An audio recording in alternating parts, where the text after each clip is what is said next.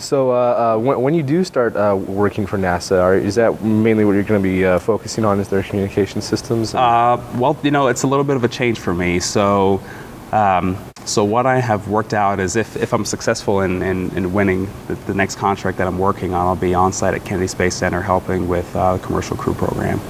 And that's real exciting for me because Commercial Crew, I believe, is the future, right? So we've got nothing against the SLS Orion program, but those are a little bit farther out in terms of development. But right now, we've got investors who are putting money, from a Boeing perspective, Bigelow, even found out that Jeff Bezos is still involved, still working on his programs. Sierra Nevada, so you have the Commercial Crew winners, the Commercial Cargo winners, SpaceX and Orbital. And they're putting a lot of their own funding. If you look at the Virginia, I forget the organization that funds the Virginia Spaceport, but they've put a lot of private investment, or maybe Virginia public investment into the Mid-Atlantic Regional Spaceport, I think is what it's called. And so that's what NASA really needs. There are a lot of people that are very excited. A lot of states are excited to participate in human spaceflight. By NASA having their own program, they're really cutting off. I mean, it's good for NASA to develop their own program, but for them to involve other stakeholders that can have a piece of the pie, that means that they're willing to put in funding to help with that, right? So from a career perspective for myself, getting involved in the Commercial Crew mission at Kennedy Space Center and working to help Kennedy Space Center figure out how they can best position to support commercial spaceflight, then I think that will be a big deal for the future. So not only will it, hopefully I'll have an impact in that area, but hopefully it'll be something that'll be good for humanity, and I can say that I played some sort of a role in. Absolutely, that'd be awesome. So as far as Commercial Crew is concerned, for a lot of them, I mean, we have the COTS program and the different contracts for that, and then the Commercial Crew program. Still hasn't really been announced, exactly how many contracts they would want to do, and of course, as soon as Orion would be flying, and that would probably take over a lot of the low Earth operations. And so my question for you is, after NASA is no longer the main customer for a lot of these vehicles, right, do they still have a viable business plan? I think that's something you have to ask the commercial crew providers, but I'll give you my take. There's lots of comparisons to the early days of regular the airline industry.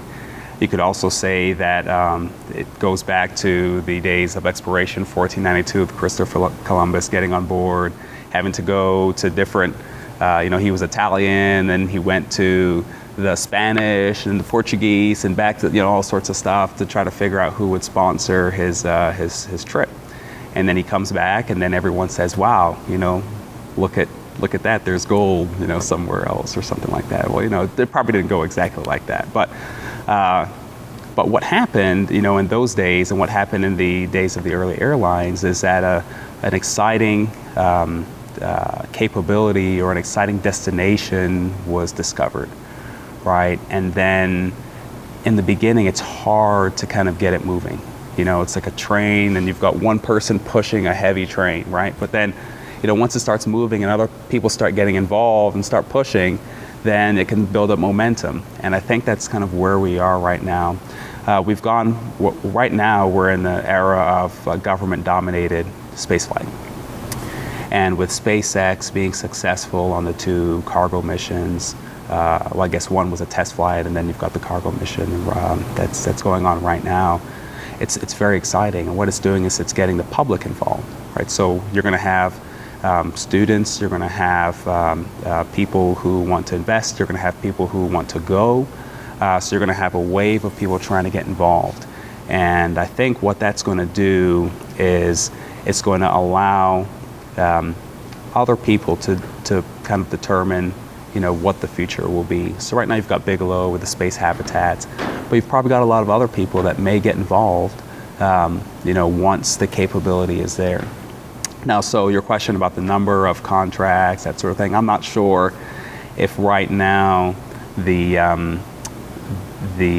market can support multiple providers, and I'm hoping that NASA figures out a way to keep the capability online, and maybe even extend a little bit of the capability of some of the low Earth orbit providers.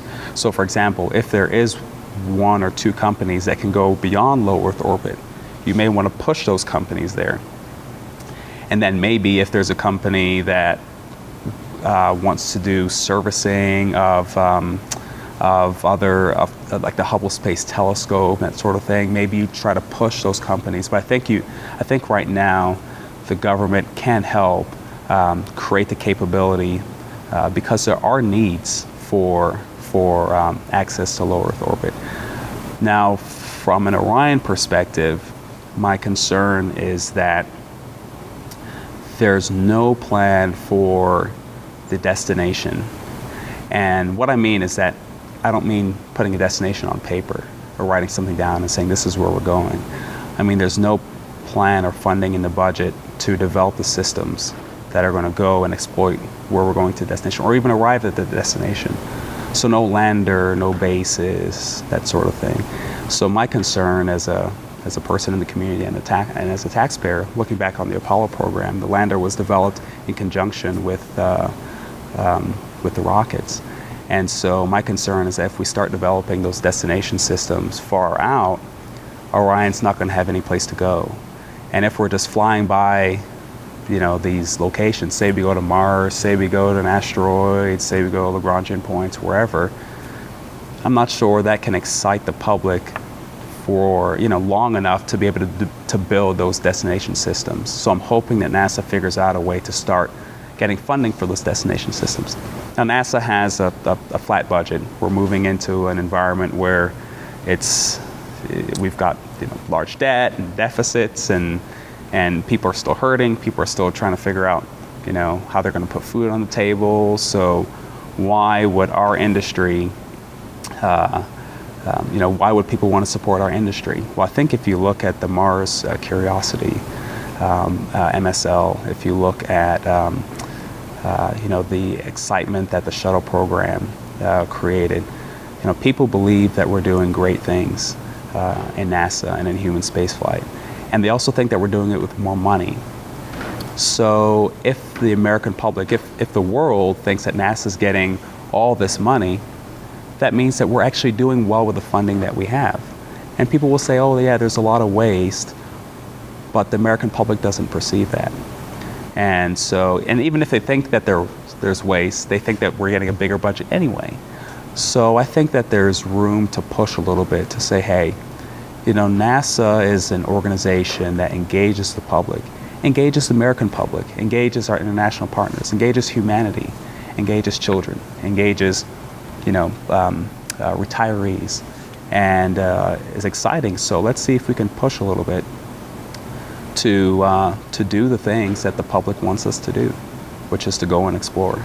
And I don't think that people may say, oh well, NASA isn't really appreciated, people don't know what we're doing. I say, yeah, right. If you go to someone on the street and say, I work for NASA or I do things for NASA, they want your autograph. NASA doesn't have a PR problem. It has a political problem.